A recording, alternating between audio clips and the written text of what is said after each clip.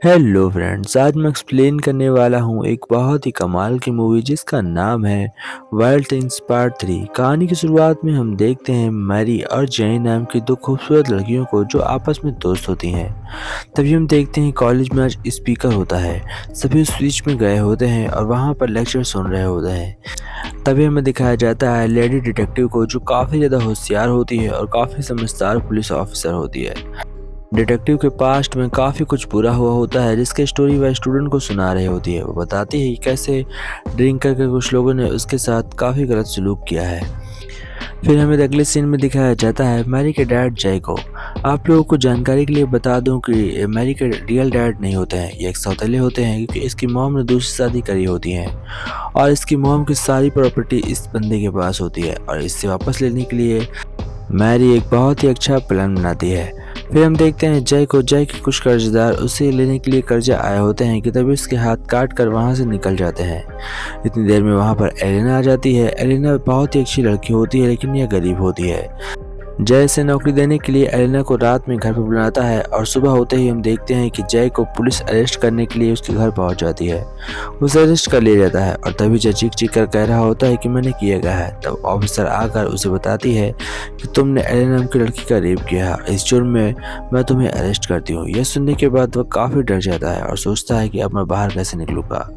हमें फिर दिखाया जाता है डिटेक्टिव को जो सारी के साथ खड़ी होती है और वह इंतजार कर रही होती है कि कब भी रिपोर्ट आएगी और कब वह जय को जेल भेजेगी।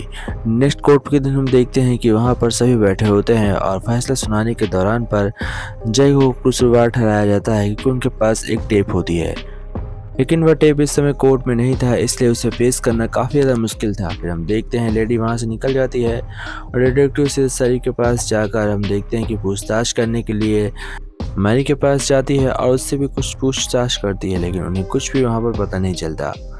फिर हमें दिखाया जाता है जय को जो पुलिस स्टेशन में बहुत ही मायूस बैठा होता है। उसे पता चल चुका था कि अब उसे कोई भी यहाँ से बाहर नहीं निकाल सकता। फिर हमें दिखाया जाता है कि जय का पर्सनल वकील उसके पास आता है और उससे पूछता है क्या तुमने उसे टेस्ट किया था। यह सुनने के बाद उसके पांव तले जमीन निकल जाती है और जय कहता है कि हो भी सकता हो। फिर हमें नेक्स्ट सीन में दिखाया जाता है एलेना और मैरी को जो आपस में एक साथ बैठकर एक साथ लेटी होती हैं और फिजिकल हो रही होती हैं, लेकिन जय को इस बात का पता नहीं होता है और वह बेचारा जेल में होता है। हम देखते हैं कि दोनों एलेना और मैरी ने मिलकर एक खतरनाक प्लान बनाया था जिसके चलते उन्होंने जय को फंसा दिया है और यह बात डिटेक्टिव को अभी तक नहीं पता है क्योंकि डिटेक्टिव बहुत ही बिजी रहती है। फिर हमें दिखाया जाता है जय को जो अपने वकील के ऊपर चिल्ला रहा होता है कि मैंने कुछ भी नहीं किया और मुझे किसी भी तरीके से जेल नहीं जाना है। फिर से हमें दिखाया जाता है एलेना और मैरी को, दोनों एक दूसरे के साथ बैठे होते हैं और काफ़ी खुश होते हैं। इधर जय कोर्ट में परेशान होता है और साफ साफ चिल्ला चिल्ला कर यही कह रहा होता है कि मैंने उस लड़की को हाथ तक नहीं लगाया। लेकिन कमाल की बात है कि रात में रिपोर्ट भी बन जाती है और रिपोर्ट सुबह पेश भी जाती है और उसमें सब कुछ नॉर्मल था, यानी कि कुछ भी मिलाकर जय को बचाने के लिए कोई रास्ता नहीं दिख रहा था। फिर हम देखते हैं जेनी और मैरी को जो आपस में कॉलेज में बातें करते हुए जा रहे होते हैं और उनकी बातें डिटेक्टिव सुन लेती है। वह डिटेक्टिव उनसे पूछती है कि ऐसे तुम क्या बातें कर रहे हो, मुझे बता सकती हो, लेकिन वह साफ इनकार कर देती है। फिर हमें दिखाया जाता है मैरी और उसके दोस्त को। उसके दोस्त मैरी से कह रहा होता है कि मुझे आधा हिस्सा चाहिए, अगर तुमने हिस्सा नहीं दिया तो मैं तुम्हें जान से मार दूंगा। मैरी का दोस्त मैरी के पीछे पड़ चुका था और उससे पैसे लेने के लिए कुछ भी करने के लिए तैयार था। तभी वह एलेना से बात करती है और उससे कहती है कि अगर तुम्हें मुझ पैसे लेने हैं तो मुझे आकर अकेले में मिलो। हम देखते हैं कि वह बंदा उससे अकेले में मिलने के लिए गया होता है।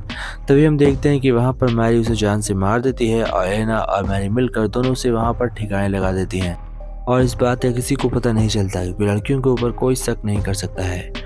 फिर हम देखते हैं जेनी को जो मैरी से मिलने के लिए उसके पास जा रही होती है और तभी वहाँ पर वही लड़का आ जाता है जो मरा हुआ होता है। वो लोग उसे उठाकर वहाँ से ज़बरदस्ती खींचकर ठिकाने लगा देते हैं ताकि किसी को कुछ भी पता न चले।